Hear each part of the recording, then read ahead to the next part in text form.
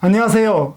재테크는 여호수아처럼 대나련의 김일수입니다. 반갑습니다. 대나령 김강주입니다. 와.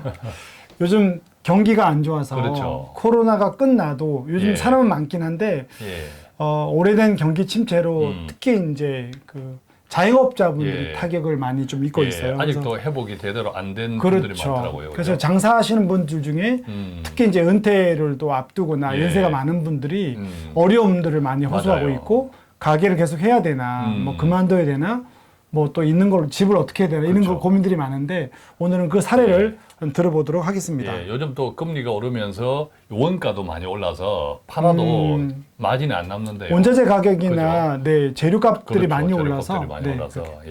예.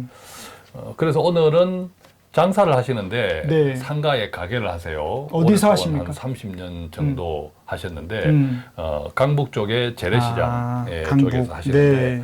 64세 부부 사례예요. 음, 장사가 안 되고 자꾸 이제 마진이 줄어들고 그나마 지금 소득에서 가게 소득이 차지했는데 많이 네네네. 이게 자꾸 이제 줄어드니까 불안한 거죠. 네. 또 이것을 언제까지 오랫동안 해야 돼? 네. 구체적으로는 음, 한 30년 정도 가게를 하셨던 분이고 네. 집은 경기도 쪽에 있습니다.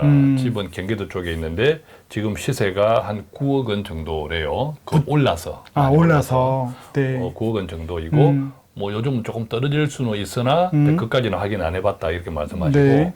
다행히 이제 부채는 없다고 합니다. 네. 오랫동안 장사를 해오셨기 때문에 목돈 3억 원 정도가 은행에 있고 네. 주식 투자를 한 1억 원 정도 했대요. 삼성전자 막 배당에 대한 붐이 일었을 때. 지금 떨어졌겠네. 그렇죠. 그래서 현재 한 마이너스 20% 주식 투자를 생전 처음 했는데 더구나 삼성전자를 샀는데 마이너스 아유, 20%니까 어떡해요. 상당히 조금 네. 답답해 하시는데 뭐 걱정 마시라고 했죠. 네. 어차피 여윳돈이니까 기다리면 된다고 생각하니까. 그리고 이제 월 생활비는 한 300만 원 정도 드는 가정이었어요. 네. 자, 그러면 자, 다시 정리를 하면 예. 30년 상가를 했고 예. 그다음에 이제 다행인 건 경기도에 집이 있는데 예. 9억 원 정도고 부채가 예, 없는 게 부채는 크네요. 없고, 예. 그리고 이제 현금이 3억 있고 처음으로 주식을 했는데 예. 삼성전자가 20% 떨어졌다. 주식이라고 생각 안 하고 삼성전자 하신 거예요. 네. 예. 그리고 이제 월 생활비가 필요한데 자, 그러면 이거는 이제 자산 상태고 예. 소득이 있을 거지 않습니까? 예. 장사를 통해서 이제 가게 소득을 통해서 월 한 100만 원 정도 현재. 잠깐만요. 부부가 일을 하는데 예. 월 100만 원밖에 못 그렇죠. 받는다고. 장사가 안 되고 이런 야. 원가 비용이 예. 올라서 팔아도 남지가 않더라. 그래서 두 분이 하는데 100만 원. 근데 이것도 나아질 기미는 없고 네. 오히려 이것조차도 줄어들어서 장사를 이제 그만둬야 되나 이제 이런 생각도 하시는 거죠. 네. 그다음에 국민연금에서 두 분은 이제 이미 수령하고 계세요. 네. 90만 원 남편, 아내 40만 원 해서 한 네. 120만 원 정도. 음.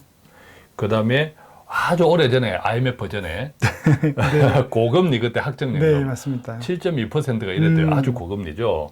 매달 20만 원 받는데요. 이걸 좀 많이 들었어야 많이 되는데. 들었어야 되는데 그때도 지인이 부탁해서 아주 소액으로 들어서 맞아요. 지금 후회한다고 네네네. 하더라고요. 자, 이런 상품은 정말 흔치 않죠. 맞습니다. 예, 네. 저희들은 이것을 금등이라고 그렇죠. 생각하는데 어쨌든 매달 20만 원도 부었던 납입 보험료 대비 상당히 좋은 거죠. 이게 이제 그럼요. 평생 예. 가니까. 그래서 매달 학정 연금보험에서 매달 20만 원 정도 네. 나오고 그러다 보니까 총소득 현재 총소득이 사업소득, 가계소득 100만 원 합쳐서 네. 240만 원 정도. 그럼 이제 생활비가 300이니까 예. 합쳐도 매월 60만 원이 60만 이제 원 마이너스가 되는 거죠. 그런데 이분들은 가계소득이 앞으로 더 줄어들 수도 있겠다 싶은 생각이니까 사업을 못 할 수도 있고 맞아. 줄 상당히 수도 이제 있고. 마음이 불안해지신 상태에서 이제 오신 거죠. 네, 그러면 이제 이 상태에서 솔루션을 주실 것 같은데. 그렇죠. 네. 이분들은 다 이제 상담 오기 전에 나름대로 또 고민들을 해보시잖아요. 알아도 그러면서 보시고, 이제 상담을 네. 통해서 이제 저희들하고 만나서 좀 확신을 갖고 뭔가 이제 결단을 하기를 원하시는 상태에서 오시는데 네. 주택연금은 우리 방송 보고 음. 고민을 좀 하셨대요. 하도 우리가 예. 주택임금 일찍 받아라. 예, 네. 누려라. 네, 누려라. 왜 깔고 앉아서 생활비가 부족하고 계시냐 이런 방송을 들어서 그전에는 이제 주택임금에 대해서 약간 부정적이었다가 그러니까 자녀들에게 하나는 남겨두자, 예, 집은 남겨두자 예, 맞습니다. 했는데 그런 게 있죠. 생각이 요즘 많이 예. 바뀌어 가는 것 같아요. 또 자녀들도 생각이 많이 네, 옛날 우리 맞습니다. 때의 자녀들하고 많이 달라졌어요. 네. 어머니, 아버지 제발 쓰세요. 네. 예, 쓰세요. 우리한테 안 줘도 돼요. 네. 왜냐하면 잘못하다가는 부모들의 노후 네. 자기들이 책임져야 되는 거죠. 덤태기 써야 될 수도 있으므로 음. 그래서 이제 주택연금에 대한 또 장사도 안 되고 오히려 이제 월 생활비가 적자가 나니까 네. 주택연금에 대한 고민을 조금 적극적으로 했다고 그래요.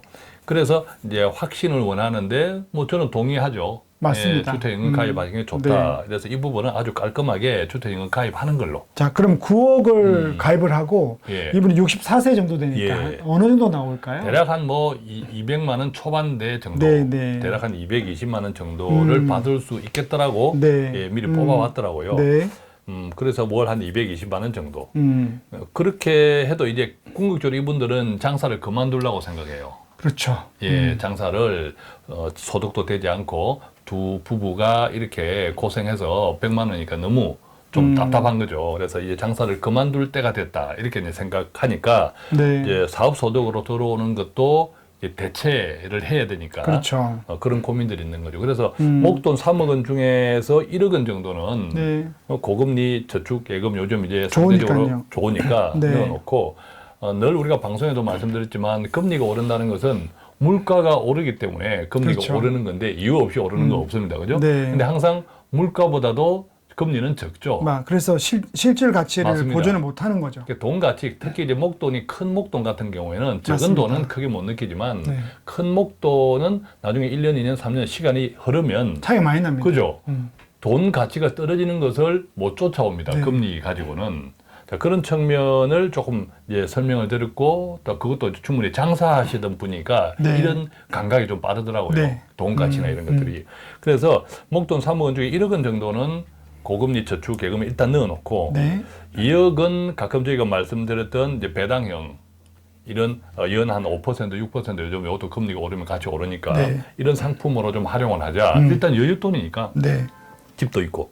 그래서 하니까 연 한 1,000만 원 정도, 2억 원에 한 5%만 잡아도 월 80만 원. 그렇죠. 일단 원금은 그대로 둔 상태에서 그럼 월 한 80만 원 정도 예상할 수 있겠다.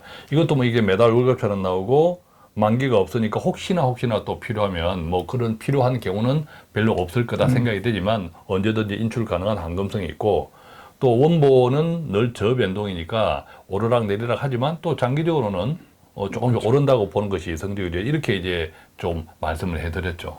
그렇군요. 월 배당 같은 경우는 저도 뭐 이렇게 추천해서 예. 작년에 특히 올해 이제 미국이 떨어지면서 변동이 심한데 예. 그래도 좀 떨어지는 게 작고 변동이 좀 적더라고요. 예, 그리고 예. 또 이제 지금 국채 금리가 3.3까지 갔다가 2.7로 떨어졌지 예, 않습니까? 예. 그러다 보니 채권 수익이 또 올라가더라고요. 그래서 그렇습니다. 외국 장기로 가면 한 4, 5%, 5, 6% 정도는 예. 배당과 이자가 나올 것 같아요. 예, 그렇죠. 이제 배당 이자는 당연히 뭐 4, 5%, 5%, 6%로 나오고 네. 결국 이제 원본도 조금 전에 이야기했던 그 사례처럼 네. 결국 이제 여윳돈은 장기로 계속 그렇죠. 가져갈 수 있으니까 뭐 이게 주식형 자산이든 이런 배당성 자산이든 네. 결국 장기는 그렇죠. 오른 폭만 다를 뿐이지 네, 네, 우리는 네. 이제 평균적으로 오른다라는 네, 이제 네. 그런 믿음은 좀 가지고 있어야겠죠. 그죠? 이제 예. 월 배당 안에 20, 30%가 주식인데 보니까 예, 다 그것도 배당이요. 떨어지지만 예. 또 오르게 되고 그렇죠. 또 또 다른 채권도 자산이 있고. 네, 예. 이자가 나오니까 그래서 생각보다는 되게 안전하고 괜찮더라고요. 예. 이렇게 했을 때 이제 솔루션이 이렇게 나오고요. 그러면 이제 늘 우리가 궁금한 거 아까 소득이 제일 궁금했는데 그렇죠. 소득이 이제 어떻게 구성됐는지를 예. 다시 한번 정리를 좀 해주시죠. 그렇습니다. 가끔씩 저희 이제 사례 나눔 방송을 보시는 분들은 조금 공감하시겠지만 젊은 청년들이나 또는 신혼부부나 또는 뭐 40대, 50대나 지금 우리가 나누는 60세 이상의 이런 은퇴를 앞둔 부부들이나 네. 솔루션은 거의 비슷해요. 네, 솔루션은 맞습니다. 그죠? 거기서 예, 거기입니다. 예, 거기서 네, 거기인데 네. 다만 그 솔루션에 대한 이해와 확신이 필요한 거고 네. 또 그 솔루션에 대한 분배, 배분, 네. 우리의 지금 소득과 우리의 지금 재산에서 어떻게 이제 분배를 하는 것이 전체적으로 이제 균형이 맞는가 네. 네, 그런 측면들이 굉장히 이제 중요하죠. 그러다 보니까 구체적으로는 내용이 다 다르죠, 그죠? 그 상담을 해보면 예.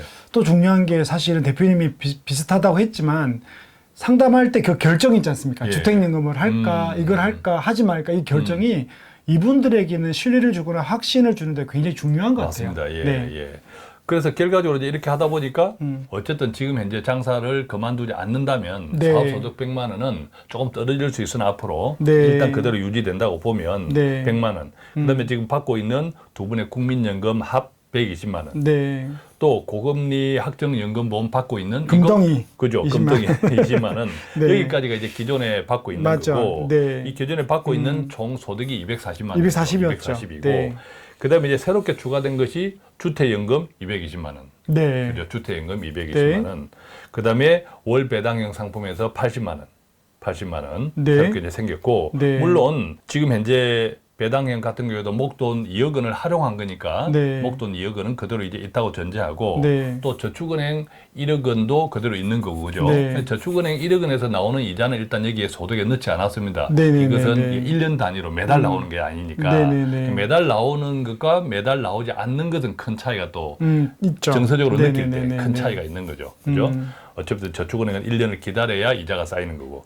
결과적으로 이분의 소득들은 기존에 240만 원이 있고 네. 그다음에 새롭게 주택임금 220만 원, 월 배당 80만 원에서 네. 새롭게 300만 원이 그렇죠. 추가되니까 네. 총 540만 원의 소득이 되는 거죠.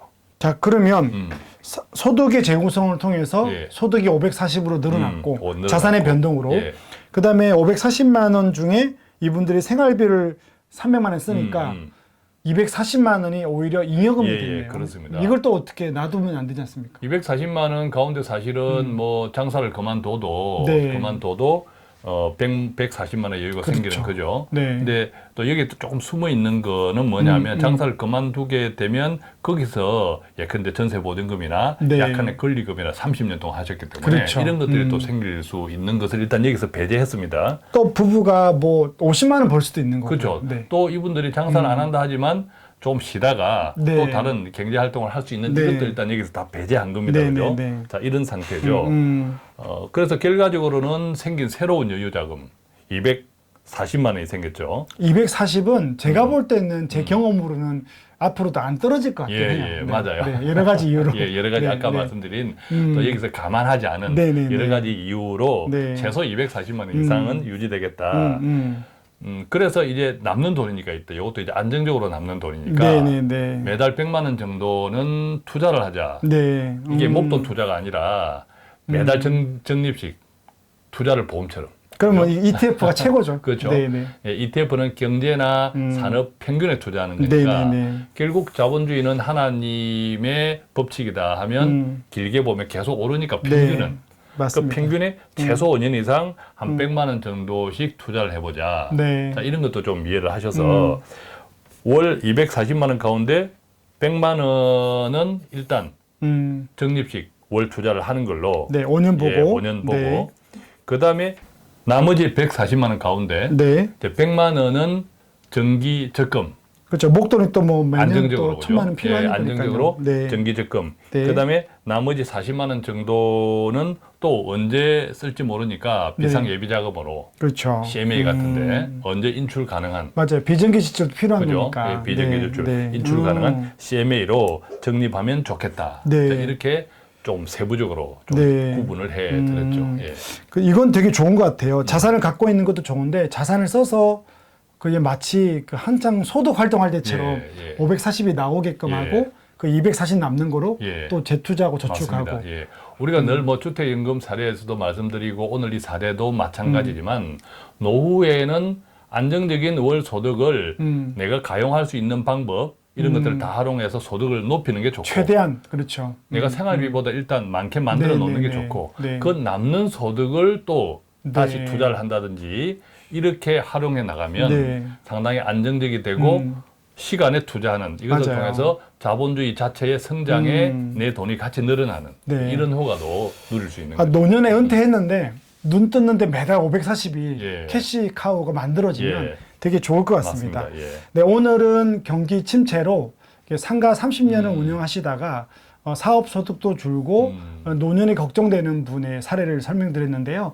오늘 사례를 통해서 이분들의 현금이 확보가 되고 안전한 노후를 만들 수가 있었습니다. 어떻습니까? 데나리오는 여러 상황 가운데서 또 여러분들에게 맞는 솔루션을 좀 제공하려고 노력을 하고 있습니다. 오늘 또 그렇게 여러분들에게 도움이 됐으면 좋겠고요. 오늘 이만 저희들은 물러가도록 하겠습니다. 감사합니다. 고맙습니다.